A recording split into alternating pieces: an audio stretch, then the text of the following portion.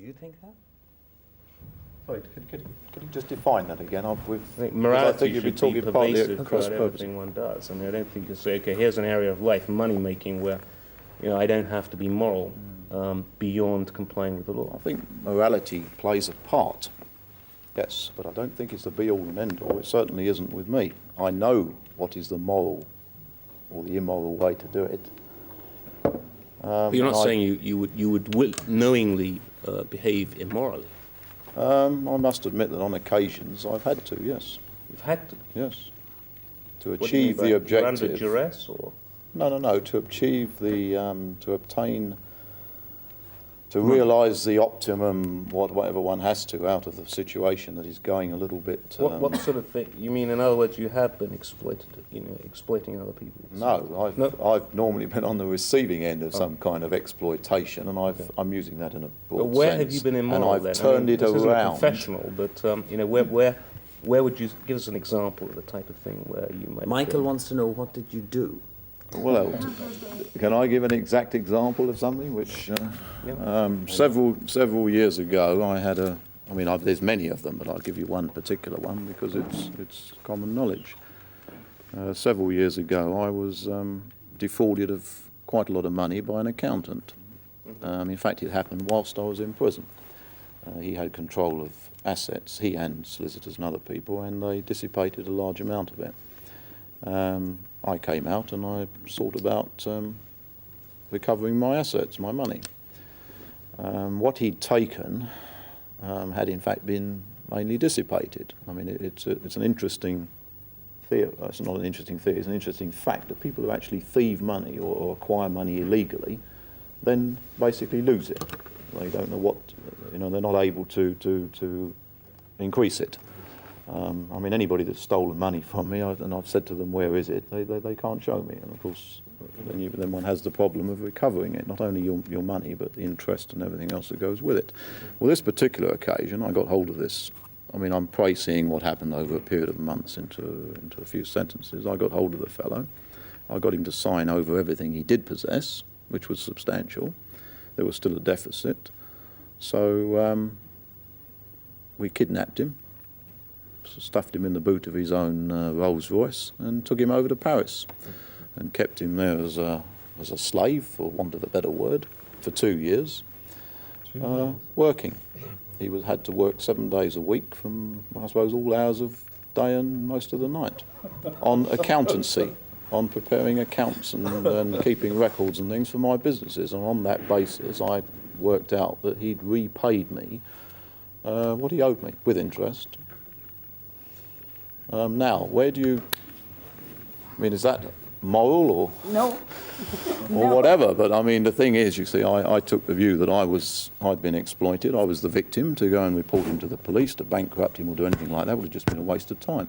So you took the law into your own? Yes, certainly, and I've done it many occasions before, and not many, but a few occasions since. But as I'm getting older, I'm finding it less and less necessary to do this sort of thing, because fortunately, I'm not dealing, or I'm not coming into contact with the sort of people who think they're going to rob me. So the instances of having to deal with matters on that sort of a level are diminishing, fortunately. What happens if he prosecuted you? Well, he did. He didn't prosecute me. He came and it became a police matter, obviously. But the police basically took the common sense view. After a while, the authorities took the common sense view. Well, first of all, he was kidnapped outside the jurisdiction anyway, so there was that problem.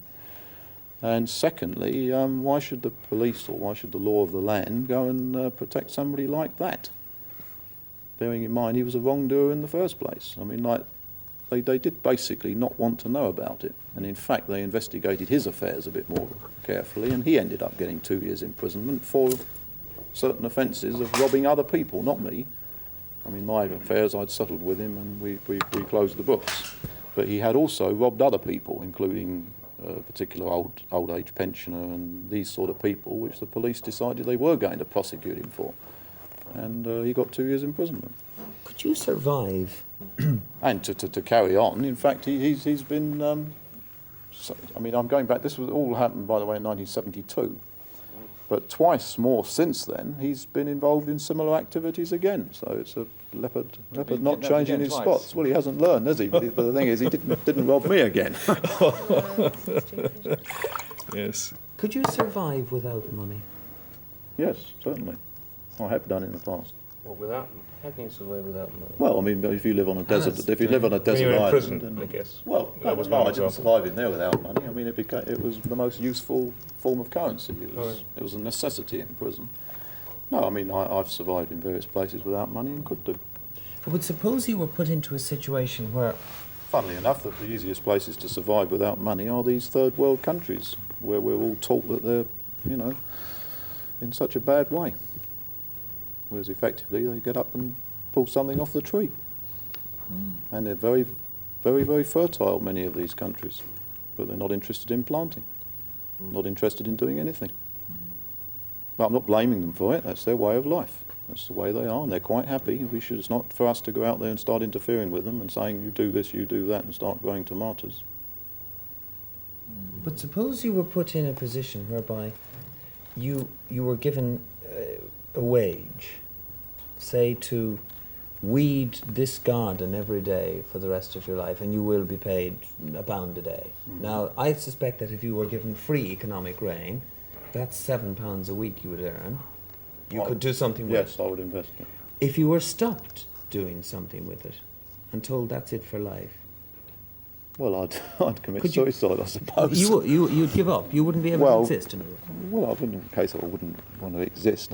I mean, like, that would be like a sentence of imprisonment. So I suppose one would cope.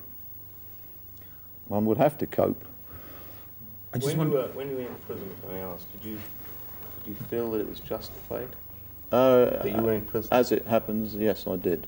I was not, strictly speaking, guilty of what I was convicted for. But there were many other cases But- which could have been But I taken took into the view consideration. that you were slightly innocent. overall, no, I took the view that overall It's a fair I cop. was fairly dealt with, yes. And in fact, I Did it change your attitude? yes, completely. Yeah. When I went in, I was a little bit of the spender and, you know, the high life and all that sort of thing, whereas when I came out, I was a miser.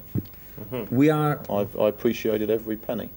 coming towards the end of our programme, our conversation tonight, which I no doubt you will continue, and we may indeed even continue over the hours that are left today. And in fact, that question which I put to Nicholas was the one I wanted to present to everybody. Should their economic circumstances be so reversed? Now, Nicholas would commit suicide without money, or without the means to that's fair enough. Well, it wouldn't be. There would be no purpose in living if one was Yeah, I forced for the understand. rest of one's life to On the earn o- £1 a week and not be able to do anything with it. Right. On the other hand, Francis, I mean, suppose you had available to you untold wealth. Would you be able to deal with it, do you think? Having not been used to it, I think I'd probably find it quite difficult. But I think as it all goes, everybody, the more you have, the more you spend, don't you? So I suppose whatever So- money you have, And the more you want. But Yeah. 2.5 hours ago, you were, I mean, it could well be the fatigue of the circumstances, but 2.5 hours ago, you were gleefully and eagerly looking forward to the upturn that is imminent in your yeah. fortunes. But the question you asked me was, if I had a lot of wealth, could I Untold cope with it? Hmm. Well, yes, I could, but I'm not saying that I particularly want it. Fair And I enough. could say I could cope with it. I mean, we all could. But you'd find a lot of people also What would you do with it? happy to assist What would you. I do with it? I don't know really. I think I'd pay off all my debts and pay my mortgage off and See, he would And tell you then- that that's the last thing you should do. No, I'm Yes. sorry, I wouldn't. I haven't got a single debt anywhere. Pay off the and mortgage, I've though. never had a single mortgage. I've never had I a see. single debt. I'm probably unique in that position. In that Well, I've let's never not touch in the my wood, life right? borrowed a You should penny. have at least 30,000. I have never borrowed. No, Taxes. I'm sorry. I've That's what I thought. That's what. Never borrowed a penny. Ever. That's what I- was that's brought what I up am. by my mother never to ever borrow a penny, and I've stuck to it ever since. Did you ever steal anything? Not even for tax purposes have I borrowed money. Did you ever steal money? Yes, certainly. I'd like to hear about it.